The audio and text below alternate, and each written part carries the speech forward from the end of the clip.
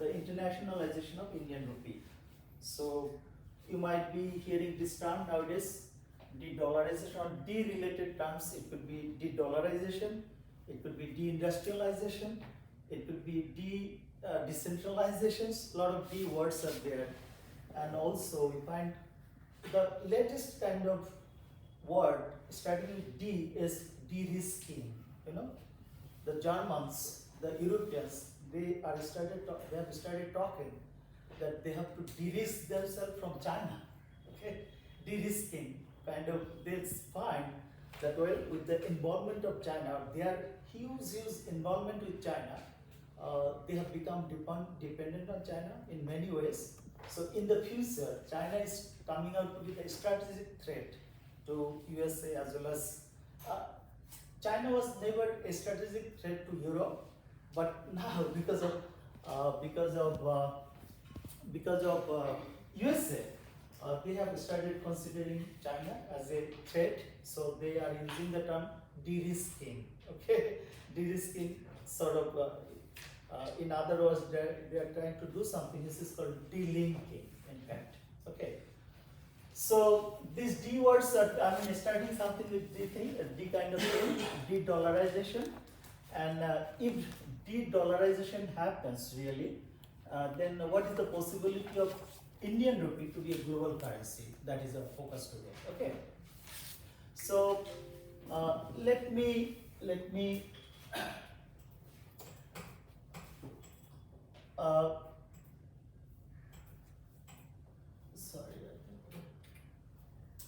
before starting the topic, let me tell some words about some of my books I published recently.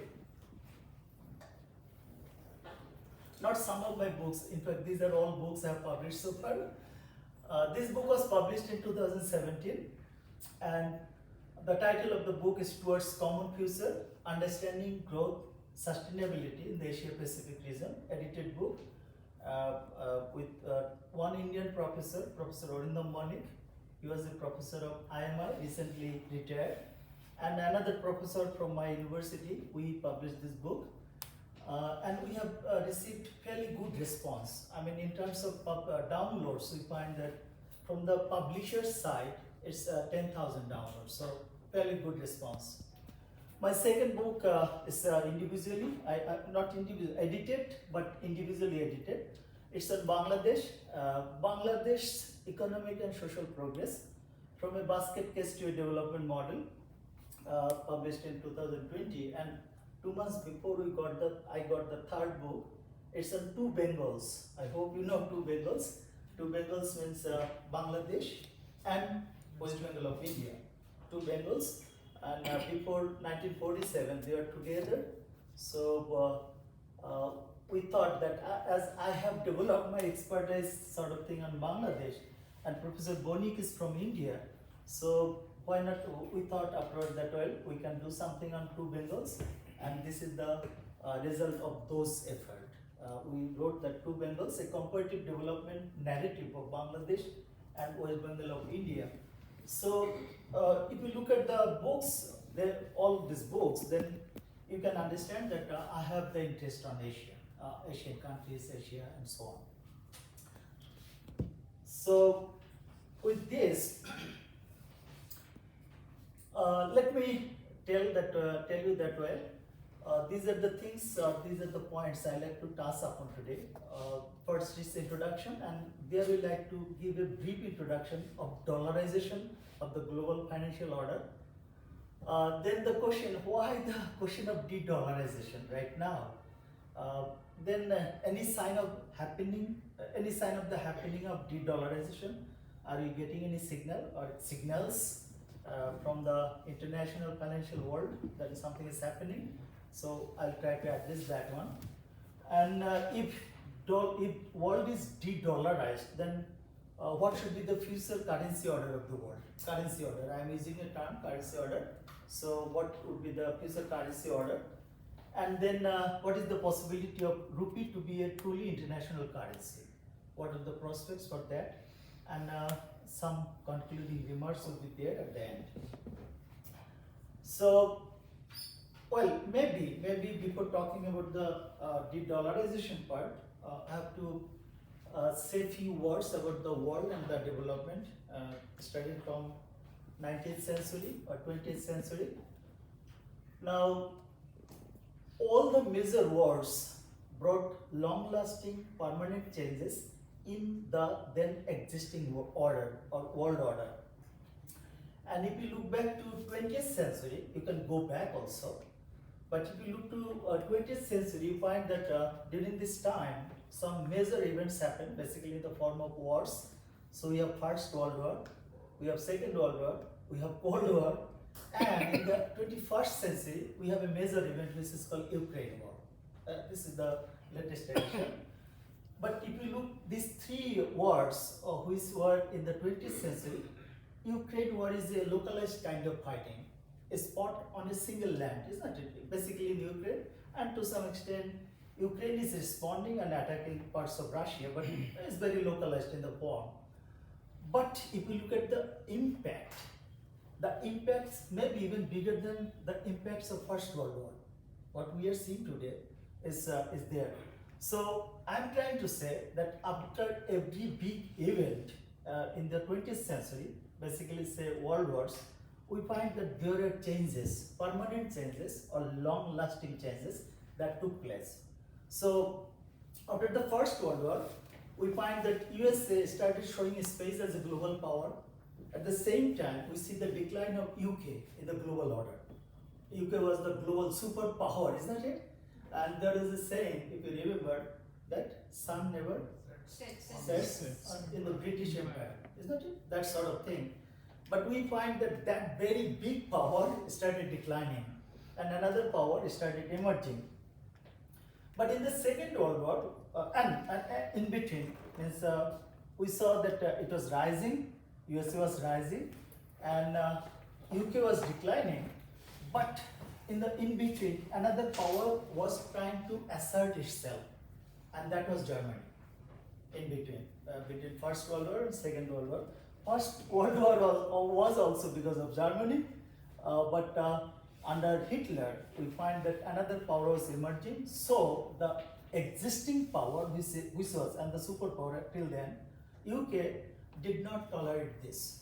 So the result is Second World War, and after that we find that USSR, another power, emerged to be a bigger power, and of course USA took the domination of the world, and the world got polarized, divided, isn't it? Soviet bloc and UK bloc, USA bloc, two blocks were there, and we say that some sort of bloc division happened after that, and long-lasting kind of thing.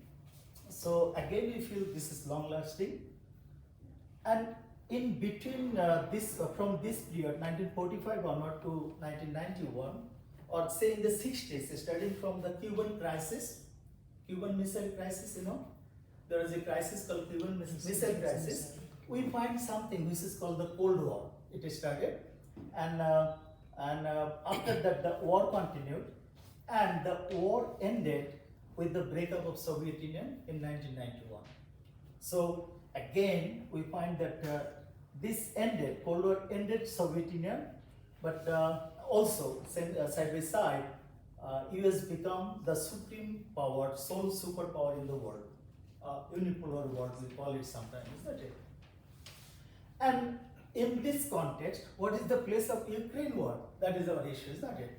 And what kind of changes this war is going to bring in the world? That's a big question. And I believe personally that, okay, so the question is Ukraine war, and I said that, well, Ukraine war looks to be a regional war, or say localized war. But if you look in terms of the involvement of countries, how many countries are fighting, and who are in the both sides, we find that this is the case. How many countries took the following actions in this war? Voted against the war at UN, 141 countries, sanctioned Russia, 45 countries, armed Ukraine, 29 countries. I don't believe this figure, by the way. There are more countries, because this do not include, these figures figure does not include South Korea, even Japan. Japan is arming Ukraine, so it's not listed there. And fighting Russia, they're saying one, completely wrong. Is all the countries, maybe 45 countries, they're fighting Russia at the moment. Why I'm saying that, well, 45 countries fighting, because we call it the collective waste, is that it? Nowadays the term is there. We call it collective waste. The collective waste includes all the developed countries, and time to time we are getting report that dead bodies are going to France, going to Germany, going to Poland, going to UK, going to USA, is that it? We are finding that dead body from Ukraine, dead bodies are going from Ukraine to different countries. So if we say fighting Russia is just one country, which is Ukraine, I disagree. I don't believe it. But this is from a big source. So at the moment, they are trying to show the world that this is the status of fighting, or this is how the war is being fought. And just one picture, it tells you that how these 45 countries, the level of sanctions they have imposed on Russia. You can see that this is this gray side, I mean with gray, before February 2022 and after February 2022. So a total of, means in total, we have 14,081 sanctions on Russia, after total sanctions, and out of that 11,327 sanctions were imposed on Russia after February 2022. And you can see other countries, list of other countries like Iran, Syria, South Korea, North Korea, Belarus, Myanmar, and Venezuela. So all these countries are under sanction. But this is, I mean, when you look at the number here, well, no comparison. And we find that this number of sanctions never happened. This many number of sanctions never happened in the world anytime. The level is so high. Okay, the level is so high. In 1938 or 39, there were sanctions against Japan also. If you know the history of Second World War, there are sanctions of Japan also, against Japan also, but well, they are not comparable at all. Now, what are the impacts? I said I tried to plot something, tell you something that what is happening in Ukraine, and if we believe that Ukraine war will not last forever. It will be over, say maybe this year, maybe next year, maybe next to next year, but this war is going to impact the whole world in this way. That is my perception. Maybe you can see also this sort of discussion separately in different paper articles or journals or whatever sources of information you have. So we can combine them together, and we find that it could be de-dollarization is one of the impacts, economic decline of Europe, and this decline is permanent to my view. If you look at Europe, and if you look at the decline of Europe, this time Europe is dying permanently. If I use the term, or declining permanently, that is my view. So on the other side, we find that rise of Asia is going to happen. Asia is rising, and because of that factor, we also see that, well, there is a possibility of the emergence of a multipolar world. It will not be dominated by any single power, economic power, military power. It will be dominated by many powers, and we'll be talking on that a bit. And we find that, well, there is also this war is going to lead something which is called technology and economic war in the future. So I'm using the term technomic war. People have started using the term, and this is a futuristic kind of war that is going to happen probably in the near future. So these things are considered to be the major things that are going to happen. At the same time, we may see something here that in the whole process here, Indian rupee can emerge to be one of the currencies in the world that will be traded or that will be used for international purpose, international transaction purpose in the near future. in the near future. So we'll be focusing on that issue as well. Now, background. We are talking about de-dollarization, but how dollarization happened, isn't it? We are talking de-dollarization.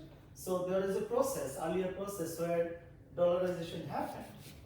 And to find it out, we have to go to the history. And we have to go to the Second World War again. And this was the long-lasting, one of the long-lasting kind of thing happened during Second World War and after that. So in 1944, there was a conference at where? In 1944, there was a conference somewhere? Bretton Woods. Okay, and what were the outcomes? Two. IBRD and World Bank, they were created, isn't it? At the same time, there was supposed to be a third institution. Anybody can say what was the third institution supposed to be created? ITC, International Trading Corporation. Another body was supposed to be created, but it was never created. We see the creation of WTO in 1995, isn't it? WTO was created in 1995, but there was another body. It was supposed to be created in 1944, where 44 countries joined together, and with the creation of World Bank and IMF, US did something else. It was successful to push dollar as the fixed as the basis for fixed exchange rate standard.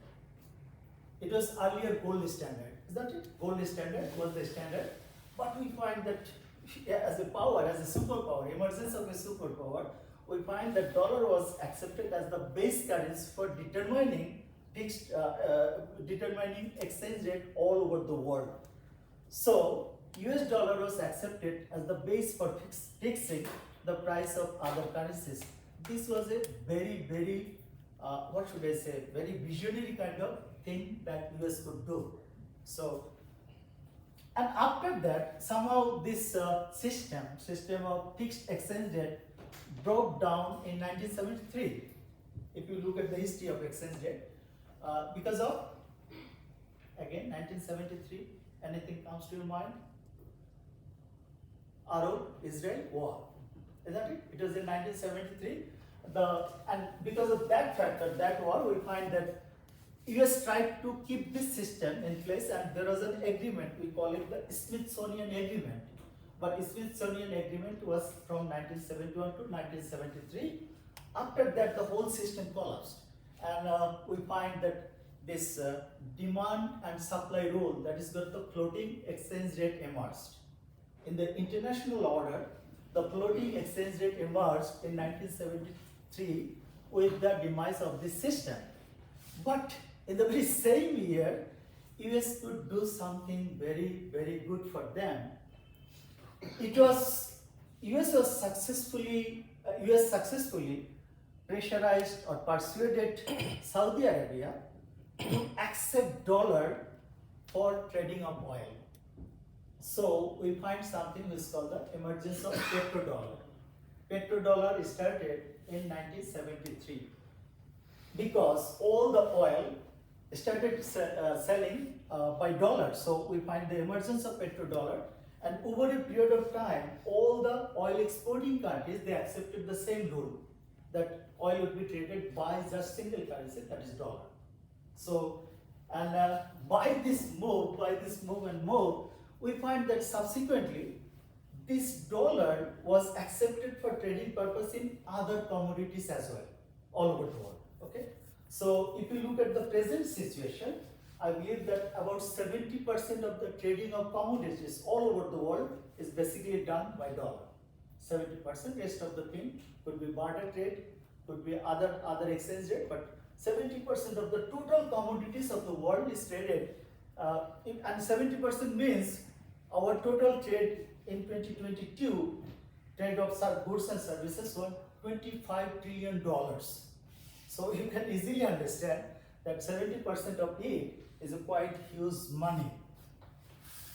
At the same time, the dollarization happened because globalization of the economies increased the depth and breadth of the global uses of dollar. So if you analyze all these things, you can find that over a period of time, the economy, the financial system all over the world become dollarized. Okay, dollarization of the world. We call it dollarization of the world.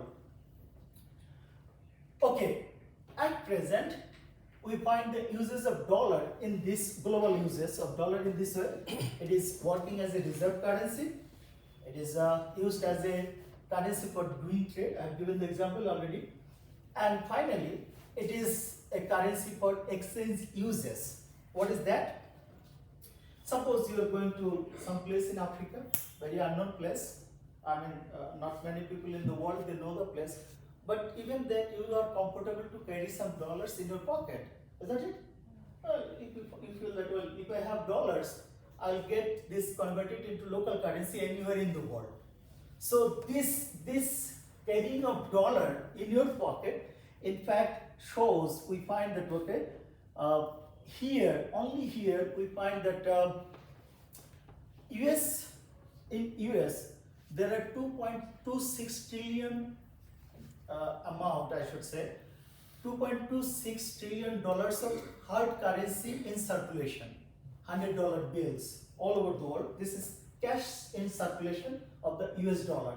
And out of that, 50% of the total currency, 50% of the total currency of $2.26 trillion is circulating all over the world in cash form.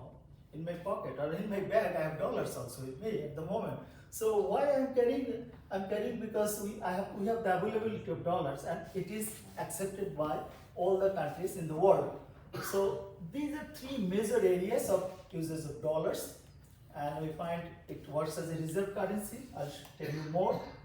Currency for doing trade, currency for exchange uses, and well, we find that it is there. Also, we saw in the past there are discussions about the replacement of US dollar.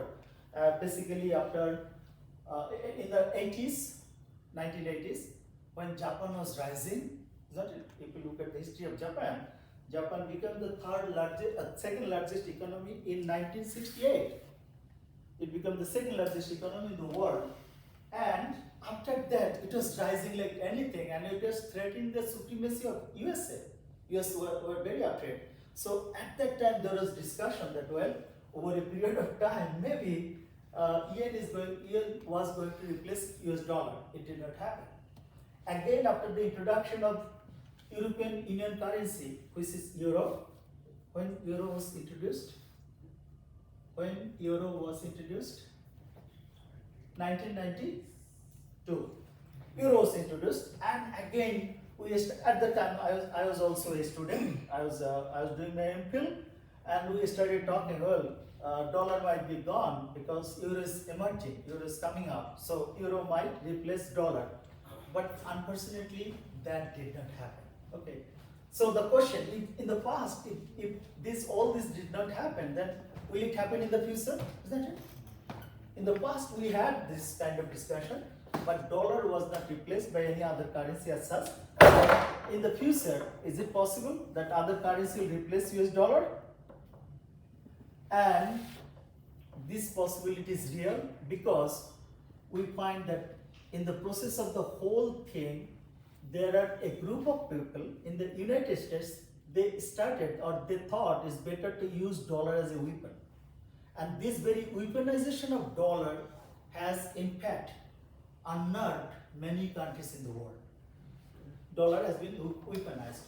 And you can look at the statement here. The US Department of Treasury now has a definite and defined role in advancing US national security interests. Ian Bremmer, the founder of Eurasia Group, asserts that instead of fighting countries militarily, the US can now cripple them financially. Bremer told Yahoo Finance that almighty dollar is more powerful than nuclear weapons. Okay? And according to him, George Washington carried a musket, Franklin Roosevelt sent the heavy bombers in Second World War, and the new armament of choice is weaponization of finance. Okay? And this discussion is not before the start of Soviet Union, before the Ukraine war or after the Ukraine war, this discussion started back in 2008, 2009, that how to utilize or how to use dollar as a weapon, financial weapon. So you can look at the literature and you can find this sort of thing happen. And the first major use of dollar as a weapon was against Iran in 2012. Okay, Iran was sanctioned and it was barred from SWIFT system. And SWIFT is, if you look at the SWIFT system, it's a huge kind of network, and we find that over 11,000 financial institutions in more than 200 countries and territories use SWIFT. So huge kind of uses. Now, this Ukraine war and how this has been weaponized. First of all, we find that it started in 2012 massively. Now we find the central bank of Russia is under sanctions. Central bank has been delinked from Swiss system, and not only that, we find that the G7 countries, I hope you know the G7 countries, they freezing up all assets of the central bank of Russia. They have their banks, all dollar reserves, Russian dollar reserves in these 7 countries have been freezed, and Russia is now more than $300 billion amount of money has been freezed. It's a huge amount, isn't it? It's a huge amount, and it's almost 50% of Indian reserve as well. Indian reserve today is about $593 billion, isn't it? 593 or something nearby. This is the amount. So $300 billion of amount frozen by G7 countries, and they're saying that they'll be using this money for reconstruction of Ukraine. So this is the asset of an independent state. If you freeze it, then it is totally against the international order, financial order. You just cannot do it. But taking your power, if you do it, then it may not give a very good signal, and it is not giving good signal to many countries in the world, including India. Okay, including India, because sanction may come. We find that sanctions are coming in different forms. We don't know in the future. Sanction may come in the hue of human rights. They can say, "Oh, you country, you are not following human rights, so sanction." In the future, it could be climate issue. They can say, "Oh, well, you are not following climate conditions, proper climate conditions, sanctions," and so on. So we don't know the future position, but when G7 countries or say 45 countries, they can take action against a power like Russia, then they can do the same thing with most of the countries in the world. Okay? Most of the countries is possibility, real possibility. So this has not, all these actions have not given a good signal to the world, and many countries have become unnerved because of this sort of development. And also look at this, increasing interest rates to increase the value of dollar. Many people, even the economy, if you talk with the economists, they'll say, "Oh, United States has increased the rate, Federal Reserve System has increased the interest rate because they wanted to reduce the inflation position of the United States." That was the logic, they increased it. But look at the case. January 2022, the rate, Fed rate was 0. Okay, there was no interest. January 2023, or say September 2023, the rate is 5.5%. Fed rate, Federal Reserve System's rate is 5.5%. In the US history, if you go back, all the history, since the Fed was created, there was no record of increasing this much of rate within 1 year or within 1.5 years. No history, no background of this level.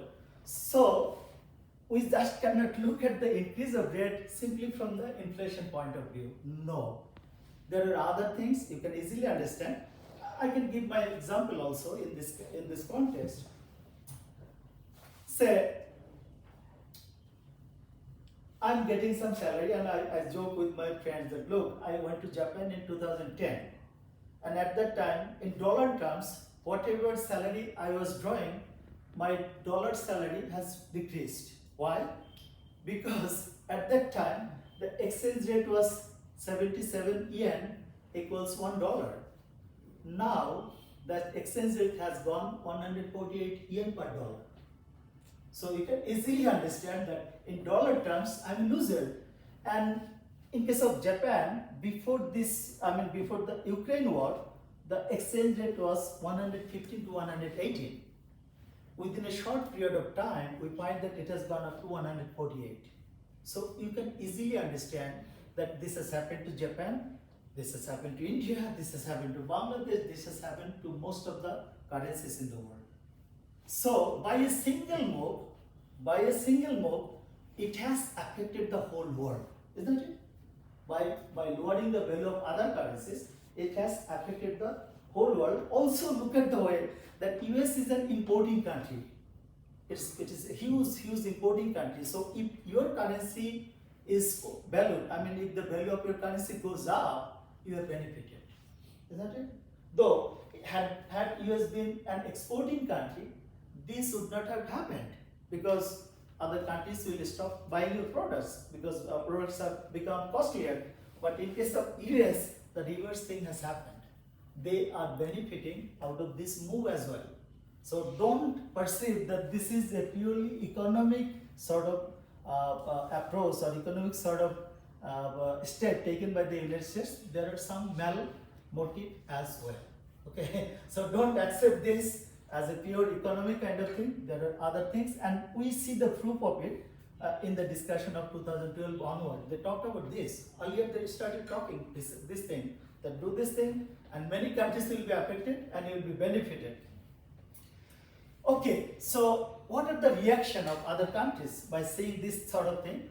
We find that first thing is unnerving of many countries. They become nervous, and they are thinking that, well, it can happen to any country except probably G7 and most EU countries. It can happen to anybody. But in the same time, you see Russia has developed its own system, the technology. You're talking about technology. This is the technology they have started using, which is called STFM. We also find Rupee, Indian Rupee, isn't it? Is the local technology you are using for your transaction purpose. We also find China is using its interbank payment system, which is CIPS, etc. So these are some of the responses. Then barter trade is back. Barter trade. If you look back the history of trade of 20th century, even 19th century, mostly barter trade. We see the uses of it.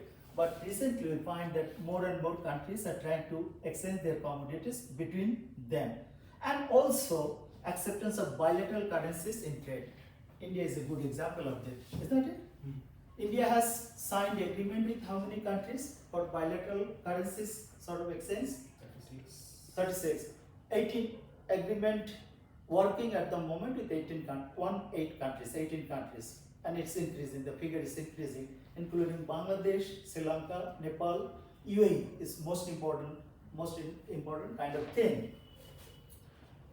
Also, we find some responses are coming and is against the United States. First thing, disordering of US Treasury securities by major foreign holders. I'll show it how this is happening. Oil trade in other currencies. I told you that in 1973 it started, and oil was traded only in dollar from 73, but we find China and Saudi Arabia have signed a deal to trade oil in yuan. So this is first thing. A small country like Kenya is said, I'll not be using any more dollar to buy my oil. You might have seen the report, and many other countries are joining. Even Bangladesh tried, but Bangladesh is under tremendous pressure from the United States at the moment. So Bangladesh could not do anything there. Russia has almost stopped dealing with US dollar, and we are saying also UN has been accepted as the reserve currency of Russia. There was a talk of BRICS currency before this BRICS summit in South Africa in August, but all of a sudden it died down. Why? before the summit, there was huge talk that well, BRICS may declare a currency, common currency, it's BRICS currency, but because of the opposition of two countries, it did not happen. Who are the countries? China. India, not China, and Brazil. These are the two countries, they oppose the view. And we can look at India's position, why India is opposing that move. India has opposed this move. Not opposed, they said it may require more time. So it's not an opposition as such, we should not term it as opposition, but India is looking for more time. Maybe India did not want to give a signal that can antagonize or make US sort of thing that they can feel that, oh, India is not a reliable partner, because it's trying to, India and USA, they are trying to be very good partners. So India did not want to give any signal that can go against it. And accepting of a currency like BRICS currency can destabilize the whole process. Why so? If you look at the GDP size of these countries, and if you look at the size of trade of China is how much? Total trade? Yes, any idea? No? Size of US, Japanese trade? Size of Chinese trade? Total trade, import and export? $7 trillion. Okay, so double of your economy, Indian economy almost, isn't it? Double. So that is the case, that well, if China starts, this sort of arrangement emerges, then immediately you'll find that the trade volume, though bilateral trade or say total trade among the BRICS countries is not mass, though I said China has $7 trillion, but if we include India, if we include 3 other countries, that's a good figure. But look at the new members taken in, isn't it? How many new members have been taken in?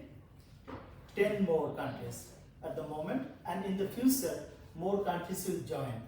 So if you include 5 plus 10 plus another 10, it could be a big amount, isn't it? It could be a big amount. So the real threat could have come from the BRICS currency, but somehow it has been under discussion, and if something happens, this could be true, and this could be the real threat to US dollar in the future. So we are looking for the development of BRICS currency, what happens in the near future or in the midterm. So what is the impact? We are seeing that, well, currency composition of global foreign exchange reserves, we have the figure from 1999 to 2021. US in 1999 US dollar constituted more than 70% or 71%, and it has declined to 59% before the war started. Okay, before the war started. We find the use of European euro, which is euro. This is the position. It started from 1992, but after that, about 18% in 1999, went up, and it's now stagnated at about 20%. And we have 2 more currencies like British pound, US dollar. US dollar is supreme. Yen is there, and it's like yen's position is like the Japanese economy. It's not going up, it's not going down. It's like this, flat all the time. We make the joke that, well, what is your health condition? We say it's like the Japanese condition. Why? Because it's not going anywhere, it's the same. Okay, so you can see yen's position is almost flat here. British pound, well, the empire is losing, empire is here. So in this context, we also find that after the war began, and we also find that the US dollar as official exchange reserve in the world has further declined, and it has come down to 57% within 1 year. Okay, it's about 57%. So from 59 in 2021 to 57% within a year in 4th quarter in 2022. And the Indian, is she Indian still? Geeta Gopinath, is she Indian? Or she's an American now? Geeta Gopinath? She's an American. I think she has taken the nationality. Geeta Gopinath, she was alerting or say throwing cautionary words to US government that, well, the steps you're taking can hamper the position of dollar in the world. She was alerting US. If we look at Gita's warning that this is happening, don't do it. But if we find that as a reserve currency position, US dollar has declined by 2% within a year, then it's not a good signal, by the way. Okay, within a year. We don't have the figure for 2023. We are expecting, and if the figure comes, I believe that it could be even lower. Okay.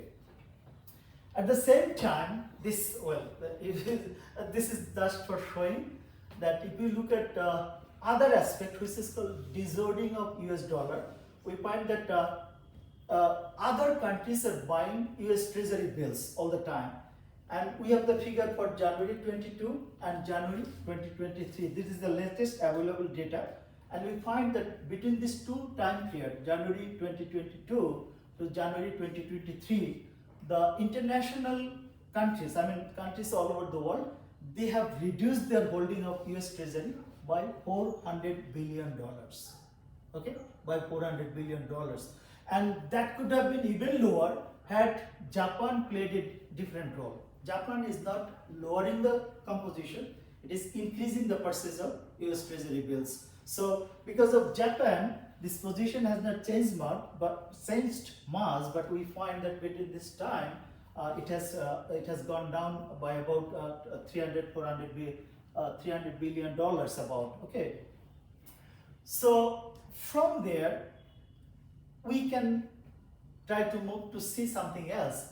That, well, we are just talking about the dollar position, lowering of uses of dollar all over the world, basically in the form of reserves and also in the form of holding of US treasury bills. So is any new world order emerging from the or after the war? In fact, the world is seemingly heading towards a multipolar world, because the dominating powers will be US, China, India, USA, EU, Russia, Indonesia and Brazil, and maybe Japan. I am not very bullish about Japan because it's a declining society, and we don't find any prospect of it doing very good. Now the question of EU or European countries is another part I can discuss. Initially I told you that, well, there is every possibility that European countries or the continental Europe will decline permanently as a power in total. Why this is so? Let me tell you a bit some words on that, or a few sentences on that.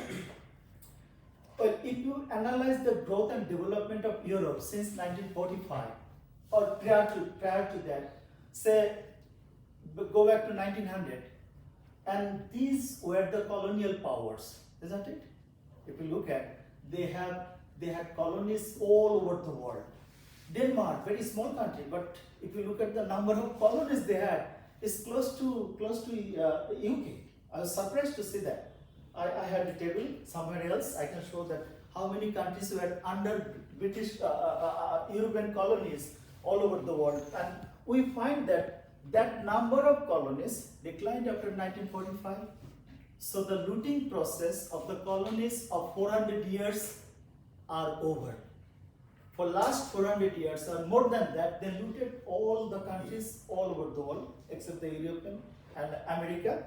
And you can also, I believe that you know that UK itself looted $45 trillion from India, isn't it?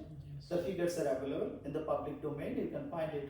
So, and if you accumulate resource or wealth, it takes time to decline a bit, isn't it? The accumulated part has an impact for over a period of time.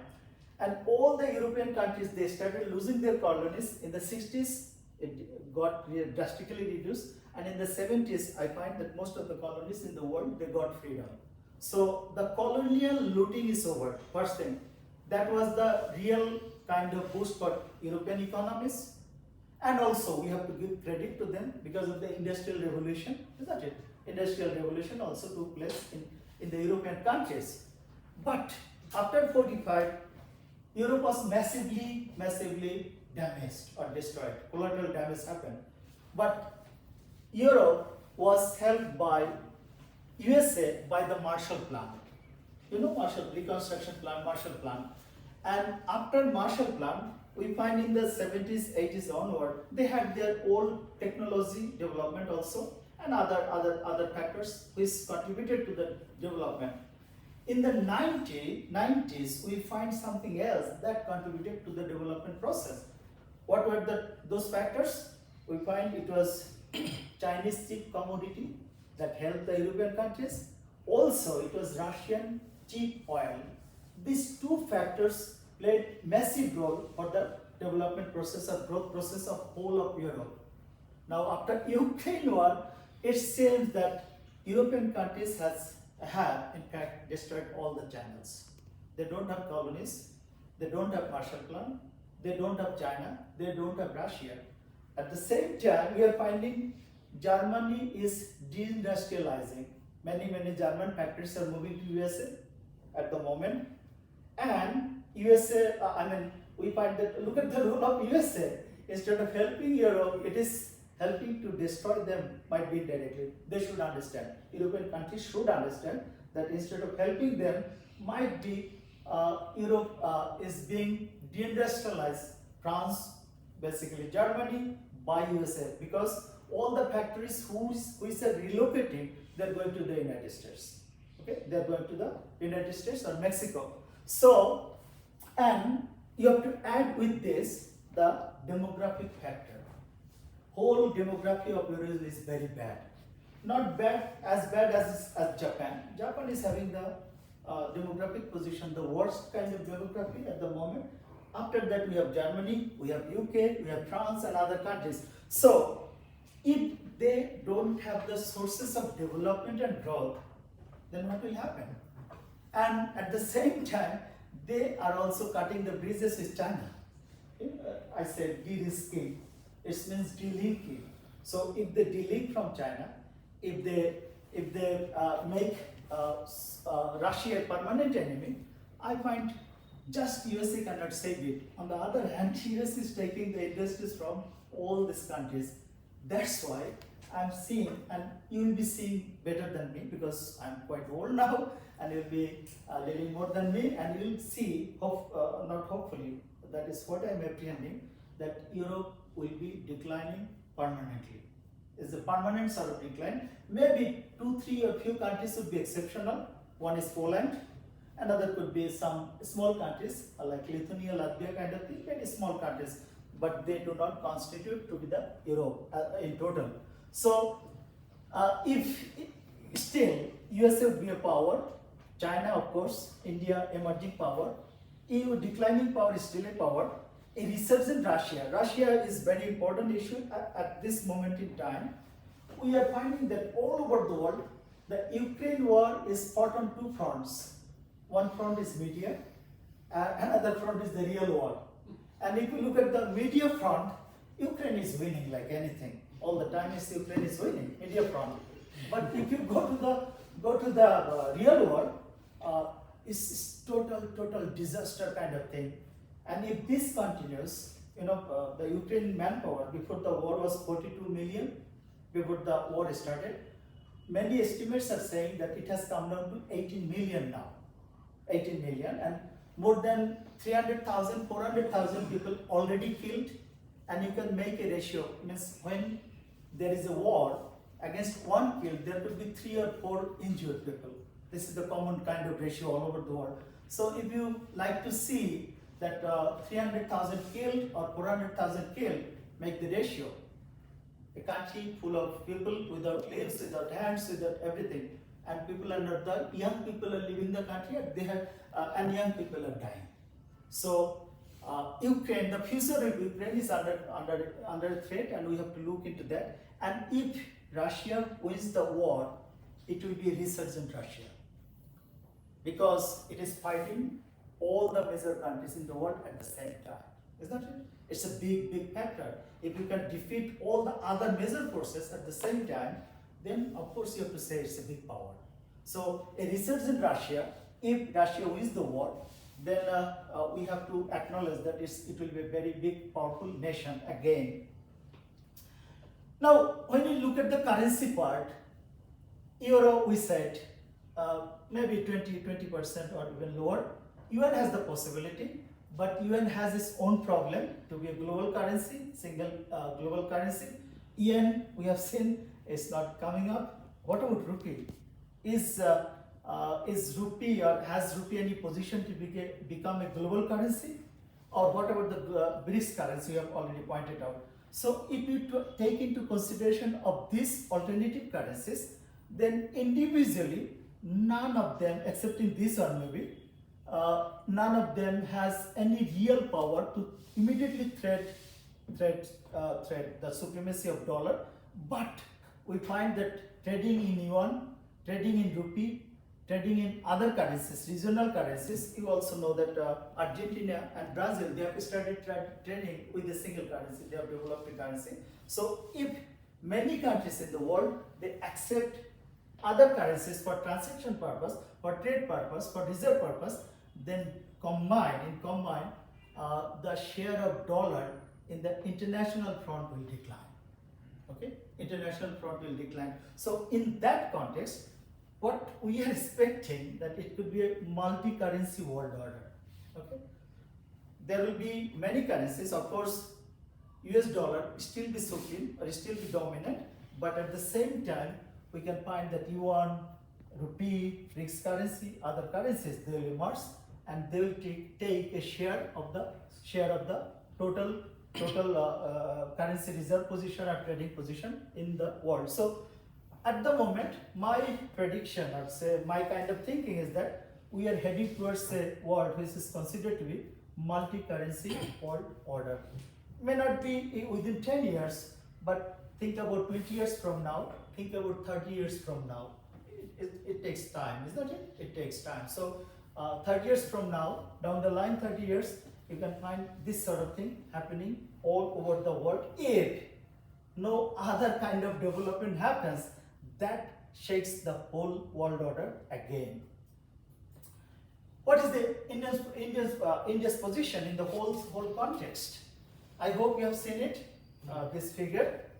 And this is in fact by Goldman Sachs and published by Economist. So we are finding here United States, China, India, Euro area, Japan. And as I said, Japanese position is like this. China is there. United States moving up, but slowly. And India is catching up United States in 2075. But I believe that, well, between China and India, I mean, if you like to compare, that who can be truly a global threat as a real superpower to the United States, I believe India has a better position than China. Why so? You can ask me that, why so? Soft power. Yes, not only soft power, yes, it's one of the elements. To be a true, you want to say something? So they play a zero-sum game, as per my perception. And India always play positive sum game. Whenever India rise, I mean, India is trying to rise, and India always trying to, I mean, take everyone with them and go forward. But China always play zero-sum game. Yeah, you are right. That is there. But my focus might be something different. You are right that China is a follower of zero-sum game. It's not win-win kind of thing. But Chinese case, to be a true global superpower, you should have some factors present in the whole system. Like you should have a very dominant economy, big economy. China has military power. China has, along with the United States. But when it comes to the question of other factors, technology, well, China is not yet close to USA. Then you have other, like ideological power. It's also power, by the way. Ideological power of, say, combination of democracy and capitalism. Together, they threatened Soviet Union, Soviet system, and they defeated it. Isn't it? The ideologies, political ideology was there, economic ideology is there. So in terms of ideology, China economy and political philosophy together, they don't have any philosophy as such, isn't it? They don't have. If you think that, well, China economy it's a capitalist kind of system, but politically it's not a democracy. It's the autocracy of single power, single party, isn't it? So China is missing there. It does not have democracy. And when it comes to the question of soft power, again, China does not have enough soft power. And this BRI project, BRI, Belt and Road Initiative, it has ultimately impacted China probably negatively, because the Western countries have successfully been able to project this project as a tool to trap other economies. Which is called debt trap, isn't it? Debt trap. So it's successful. The debt trap issue is successful. So in terms of technology, in terms of economy, in terms of military power, military power, in terms of soft power, in terms of the other power, we find India has greater potential than China. India does not have India has a vibrant democracy. It has a lot of loopholes, but it's still vibrant. And second point, India has developed something different from China, and that advantage can put India ahead of China in the near future. What is that advantage? That advantage is institutions.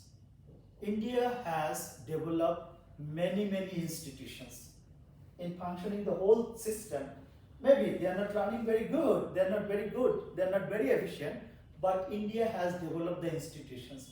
China does not have institutions. Okay? That if you go inside China, it's only party kind of thing, economic kind of thing, institution. Accepting that, I'm not saying institution means education, I'm saying other sort of institutions. So China seriously lacked that one. So I'm saying I'll not be there, you might be there at this point here, or maybe even earlier. I believe China has a better position than, India has a better position than China to challenge, if I may use the term challenge, because India may not be challenging, it wants peaceful rise, but if we find from those points of view, India could be the true challenger of USA in the future. That is my sort of analysis. And look at the trade position. India is doing better trade now. I can remember my university days in Delhi School of Economics. I was doing work on SARC at the time, because SARC was a big issue. And at that time, the total trade of India was $62 billion. Total trade, 1991-92. Now look at the figure. It's not very skyrocketing kind of thing, but still, India is now having a total trade of $1.7 trillion.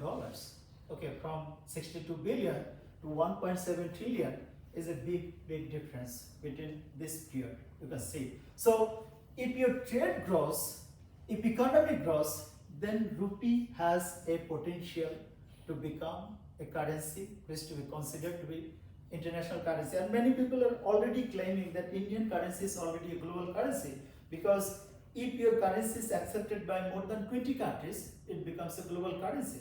And Indian rupee is already accepted by more than 20 countries already. So India is already at that stage. But to be a true global currency, I think if India's economy does well, if India's trade rises, total trade, then rupee has a potential to become a true international currency. So rupee's internationalization, the question comes, and what is the present situation? It's not very good. The Indian rupee constitutes only 2% of global market turnover. Not very good. Even lower than the GDP size of India, isn't it? GDP is more than 3% of the world, so 2% is lower than that position. But if India can internationalize its currency, there are many benefits, like lower transaction cost, quick settlement, promoting international trade. Trade is growing and more trade is a possibility. Reduction of cost of holding foreign reserves, and so on. So there are many benefits. If you have a true global currency, international currency, you will find the benefit. But at the same time, there are some factors which may not be giving that very good potential at the moment, or we are finding that we have a hazy picture of internationalization of rupee because of these factors, like capital control. Up to what level the control is there? What is the convertibility position of Indian rupee? How far you can convert Indian rupee into foreign currency? In terms of BOP, if you look at the BOP, balance of payment, BOP. Yes. So balance of payment has basically two accounts. One is called the current account, another account is called the capital account. Isn't it? Current account, capital. Within current account, you have trade account also. Trade. So up to current account is fine, but when it comes to the question of convertibility of Indian currency, you will find that it's yet to be convertible totally on capital account. If you try to bring money in as investment, foreign currency, you like to convert it and invest the money here, there are controls. And similarly, if you want to take money out from this country, then there are controls. So foreign people, they don't like this type of situation. And if you go to the United States and if you like to take money in and like to bring money out, this sort of control is not there. There are some controls somewhere, but it's not up to the extent which India has. Almost US currency is fully convertible in most cases. Exchange rate volatility is another issue. Then if you look at the depth of the financial market, it's not comparable to the US or even Japan. And this is a debated issue since 1947 maybe. Excessive regulation still there. I find as a student I started my university life back in 1986, and I am still finding that many of the things which I saw at that time is still here.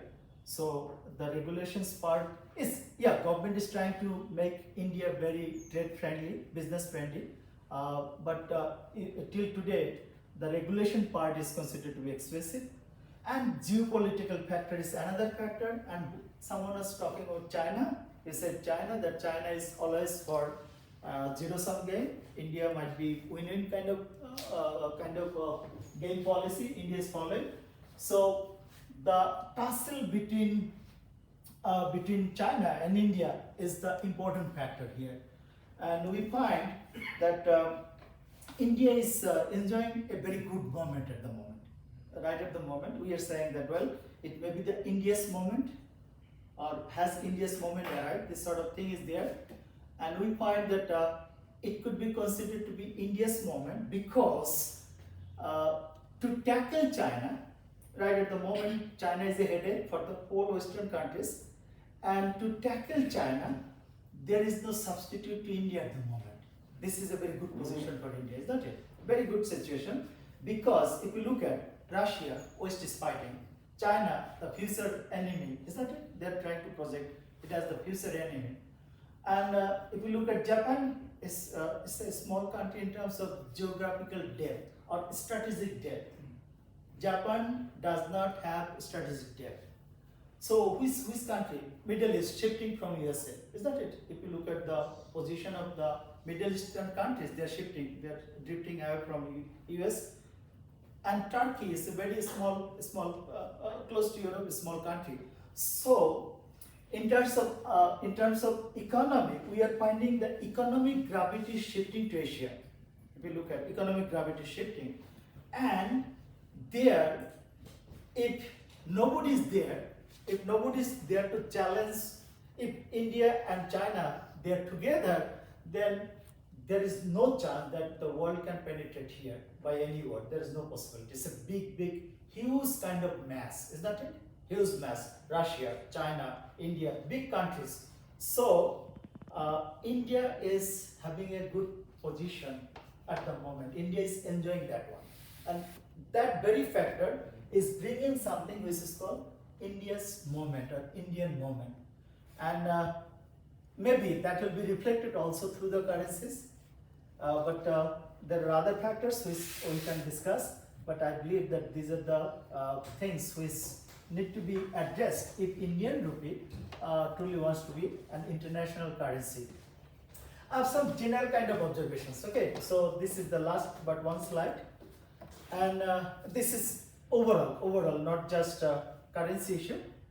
A militarily and economically dependent Europe could be the most cherished outcome for the United States, and that is what it is trying to do at the moment through its massive involvement in the Ukraine war. We are finding economically it was dependent. Now militarily it is going to be hugely say rather militarily it was dependent. Now we find that it is becoming more and more dependent on USA economically, basically through oil. You know, US has successfully been able to cut the whole linkage with Russia, the oil, cheapest oil kind of thing, gas kind of thing. So this dependency is emerging, but there could be huge cost for the US, as the future of US dollar is a big question now.